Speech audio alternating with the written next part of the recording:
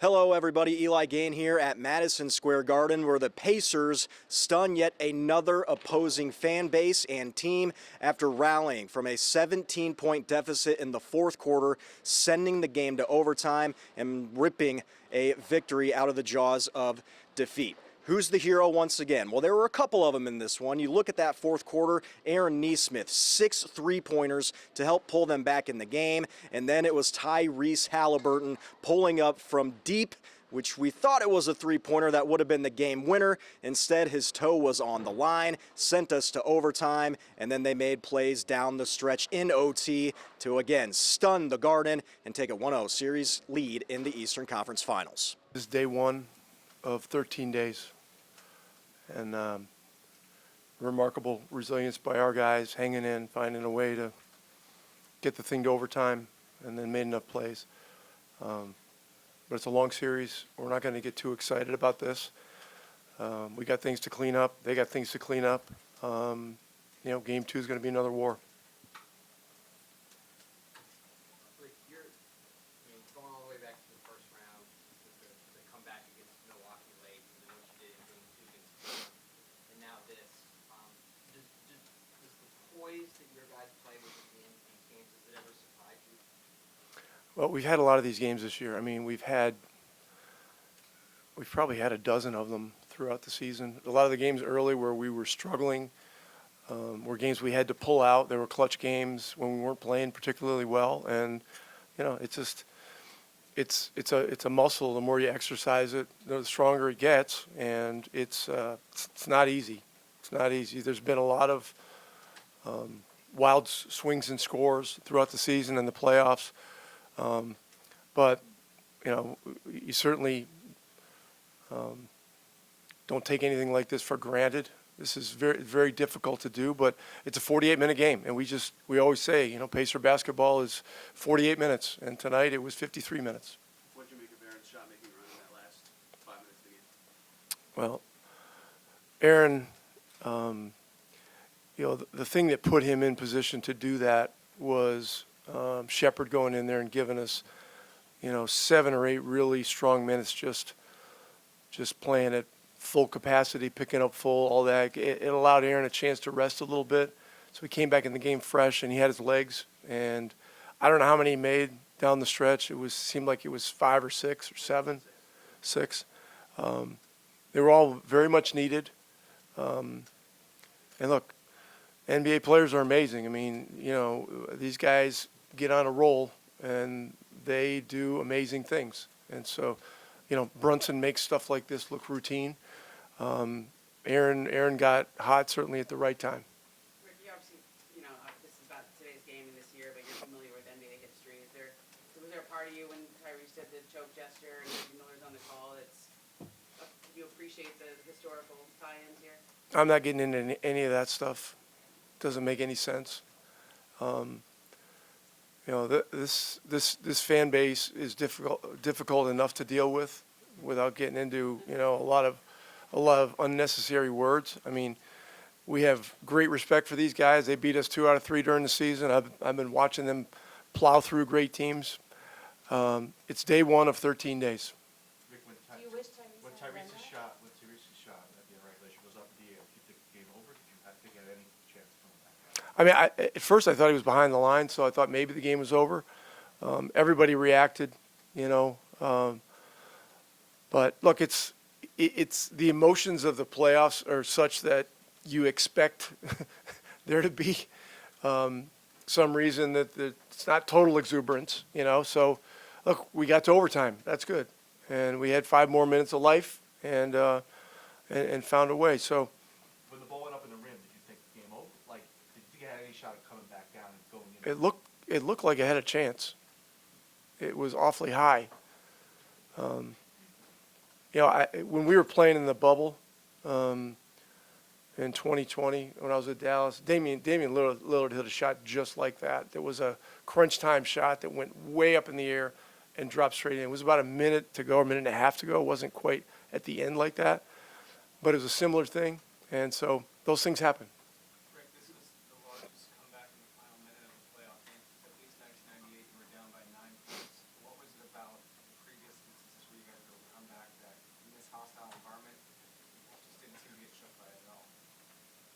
I think we've already talked about it. I mean, we've been through a lot of these situations. It's set us up to execute well and try to give ourselves a chance, and that's all you can do. Ricky, you talked about the fan base and how it's already difficult enough to play against them. Do you wish Tyrese hadn't played the Listen, players can do what they want, and it's an emotional thing. It's not a big deal. It's not a big deal. I mean, we got to go out there. The place is unlikely to be any louder than it was tonight. I mean, it was crazy out there, and the environment it never disappoints here. It never disappoints here. I mean, at this time of year, you want to go into the most hostile, the most difficult environments and test your mettle, and go against Brunson and Cat and Bridges and these guys. I mean, this is a difficult time of the year, so it's not a big deal to me. Tyrese has earned the right to do whatever he wants. They've obviously gone on that 14-0 run when Brunson checks out early in the fourth quarter. What did you guys have to do just to stabilize? Obviously, Aaron making those shots is the biggest piece of it. What across the board did you guys have to do to sort of get right in that period, in that stretch? Well, I mean, we were very much teetering on the edge. We talked in the huddle. We had a couple of timeouts that we had to take. We talked in the huddle about keep working the game, right? Keep trying to make it hard on these guys. Find good looks. I mean, they had their best defenders out there during much of that stretch, and it was really difficult. And they had some of the guys with foul trouble out of the game. But Pascal kind of started it off with a play where he drove it in there and just found a way to make a bucket, and then he got a chance, I think, at an and one. And you just got to keep playing. I mean, the game is long. Do you think you got a reputation now when you get into the head of the opponent when you start from that? Yeah, I mean we try to play Pacer basketball, and we got really good guys who play hard, unselfish, and it's day one of 13 days. I was just doing what the team needed of me. I was just letting them fly. I was in a good rhythm. Didn't really realize what I was doing in the moment. I was just trying to win the basketball game. Your emotions of winning games like this, you guys have done it 3 times in 3 weeks now. Are they still the same as it was after the Bucks game, or is it? It's always the same. It's always special. It's always fun. This is what we live for. This is what we, work every day for, work so hard for, is to perform and to show up in these moments. And, we just continue to do it time and time again. Aaron, if I could ask you to dig a little bit deeper into what you were explaining there, your flow state, if you will, what it's like to be on the floor in those moments. It's hard to describe. What does it feel like to kind of It's unreal. It's probably the best feeling in the world for me, personally. I love it. Like, when that basket feels like an ocean and anything you toss up, you feel like it's going to go in. It's just so much fun. What was the player sequence that kind of changed it, maybe individually for you, but for the team? Can you think back to this point?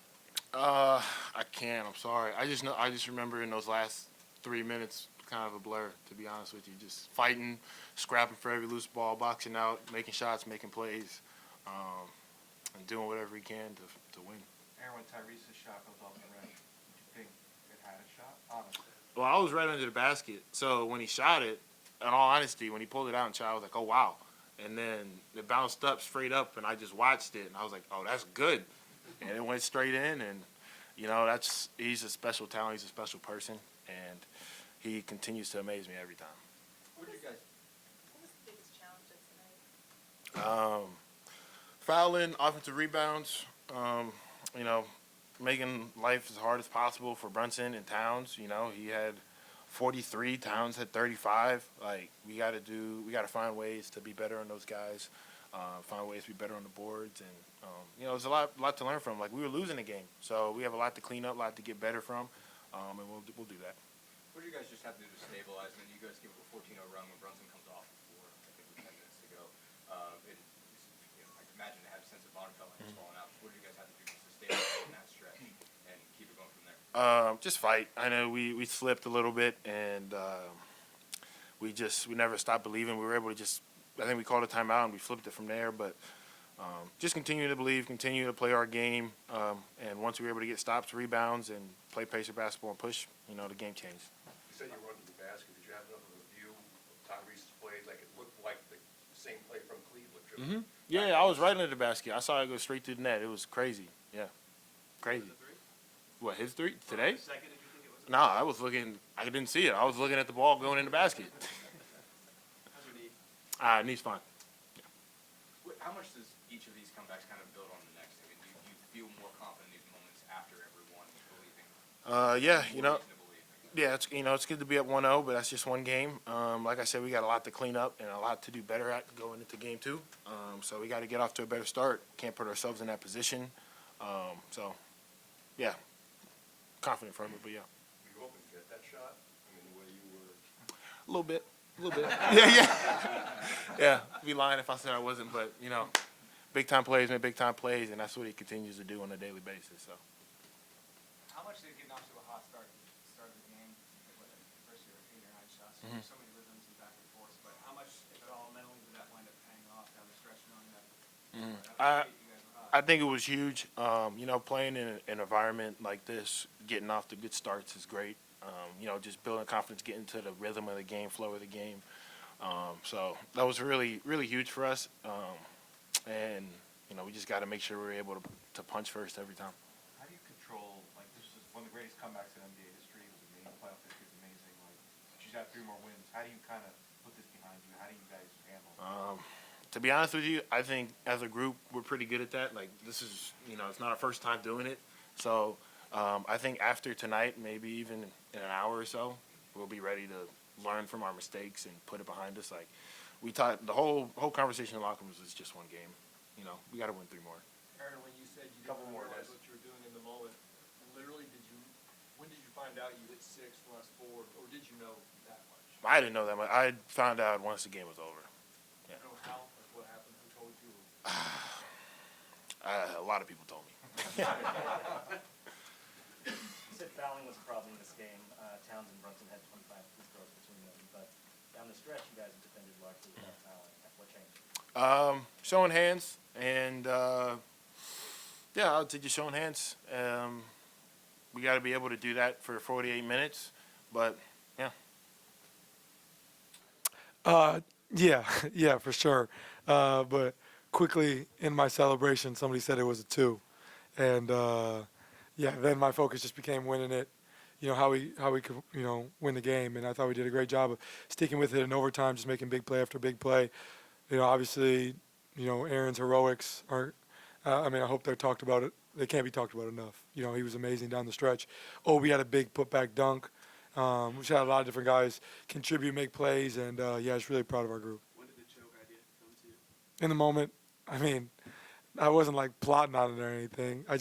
Everybody wanted me to do it like last year at some different point, but it's just gotta feel right, and it felt right at the time. If it would have been, if I would have known it was a 2, I would not have done it.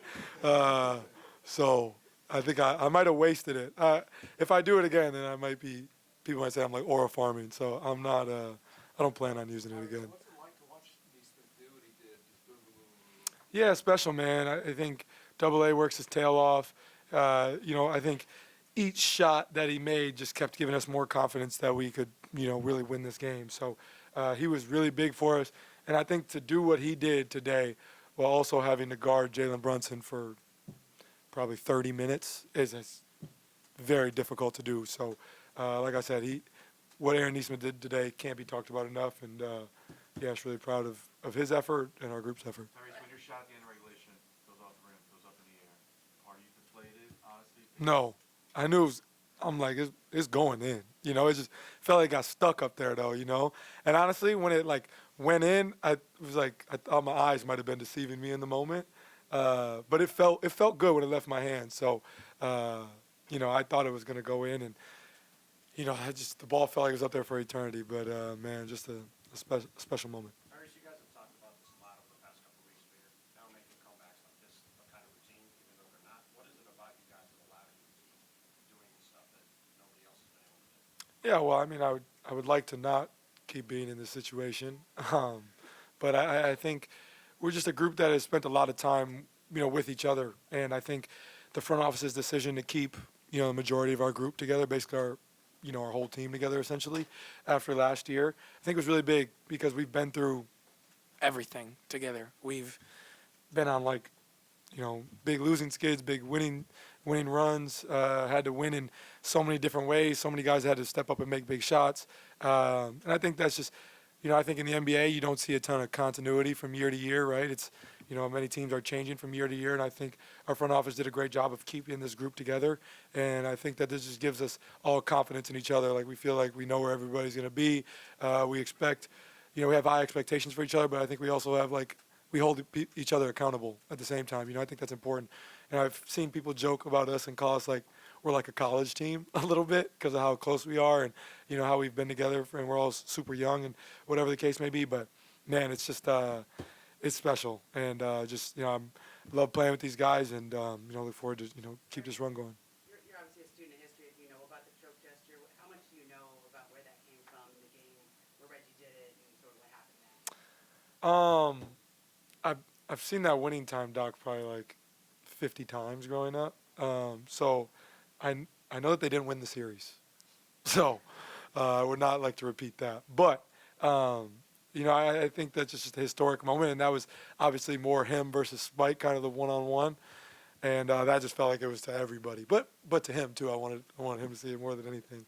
But I think it's just really cool to continue to, make my own history and this group to make our own history while also showing, respect and love to the ones who came before us. So definitely a special moment and, something I won't forget. Tyrese game in the last round, Reggie was a Knicks game, and they were coming back and Brunson had a couple baskets in the fourth quarter. And he said, "This is the best fourth quarter closer in the game right here." Is he right? Who? Reggie? That Brunson's the best closer in the game? Or is that maybe you right now, the way you play these playoffs? It's whoever you want it to be. Yeah. Tyrese, wanted to ask you about something boring like you guys' pace. That's not boring. I love talking about that. Come on. Threes, to come back from 17, do you think that your relentless pressure that you've been talking about all season, do you think that wore them down a little bit?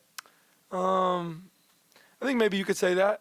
They missed a couple free throws there down the stretch, had a couple short misses there at the end of the game. Sure, for coach's sake and for coach speak, the wear down effect was, in full effect right there. But I think the way you got to approach this game and approach this series is that it's going to be a 7-game series that going to be played in 13 days, right? So that's how we're approaching it and looking at it. And you got to take it one day at a time. So, I think just trying to wear on these guys as much as we can. Obviously, their starters play a lot of minutes. I thought, obviously with some foul trouble, some other guys had to play a little bit more. They had a lineup out there that probably hasn't played together a ton, but was really effective for them there. So we just got to do a better job there. But I think, I think it's hard for me to discredit and say that the wear down effect wasn't there. I think from everything you're seeing that's a part of it, and I think that's a part of our identity. How can we wear on teams for 48 minutes? Obviously picking up full court, but as well as our offensive pressure, getting downhill, moving, playing fast. I thought that we did a good job offensively of playing our style. They went on that little run there and obviously got a pretty big lead there. But I thought we did a great job of, Pascal had the and one on Cat, and we just, kept coming and kept coming and kept coming. And I think that was really big for us, making extra plays, getting extra possessions with offensive rebounds or finishing, getting rebounds on that side. I think they were all big down the stretch. So, I think for Coach Carlisle's sake, we'll say the wear down effect was in full effect. Tyrese hit 3 of these shots now that game winners, game tires that buzzer. Just what in those moments you seem to want the ball, sort of see what shots you want. What do you like about that moment? Sort of why do you have so much success? Yeah, I mean, I think every person who enjoys basketball, or probably everybody in here, imagined at one point that they would be an NBA player or something, and I think the biggest thing when you're growing up is everybody's on the playground or in the driveway or in the gym by themselves. You're 5, 4, 3, 2, 1 shooting it, and if you miss it, nobody's around, so put more time on the clock, right? And I think for me, I was always encouraged me just to have an imagination, right? So I would be running down the hallway in my childhood home, pretending there was a hoop and, playing basketball and all those things. And I think that the biggest thing for me is I already have the confidence to take the shot in the moment, but I have that confidence from my group. My group wants me to take those shots. My coaching staff wants me to take those shots. I think our organization wants me to take those shots. I think now we're at the point where our fans want me to take that shot, So I think everybody's living and dying with it at that point. That gives me a lot of confidence. And to be honest with you, like when I got traded here, we weren't very good. And so we would be in these moments where I would have to take these shots and I would miss them and nobody would care. Maybe Pacer fans would, but like we weren't very good, so it didn't matter. We weren't a playoff team or anything. So I feel like that kind of like baptism by fire almost to do that, and then now be in these situations where obviously they matter on such a bigger scale, I think is important for me. So I really think that experience is the best teacher for me, and I've had that as times went on. Guys, we have time for like a couple more. We have a bus here in about 4 minutes. Tyrese, you and Jalen obviously have a lot of recent history going back to the FIBA World Cup and then last year in the playoffs, and then you guys staring each other down in WWE ring, and now you're back here in the conference finals. Just to have a game like this against him, what does it mean for you and for the journey that you guys have done? I mean, he's a great player. I love competing against him. I know maybe I'm not supposed to say that like we're friends, but I love competing against that guy, and I think just love competing, in general. And I think the storied rivalry between the Pacers and Knicks is really cool. But I think where we are right now, how much does it really matter? We're writing our own stories right now, and so I think where we are is a special time and something that's going to be remembered by, fans of the Pacers, fans of the Knicks, moving forward. So just really, really special to compete against him and just compete in general. Huh? When we got down like, what was that, 16, 17, or let's get it to 10, let's get it to 5. I think just trying to walk them down. There's no 17-point shot, so I think we did a great job of just chipping away, and good things happen for us. We have time for one more. Did you get a chance to interact with Reggie, either lock eyes with him or hear from him after the game? Just anything? I know you said you wanted to see it.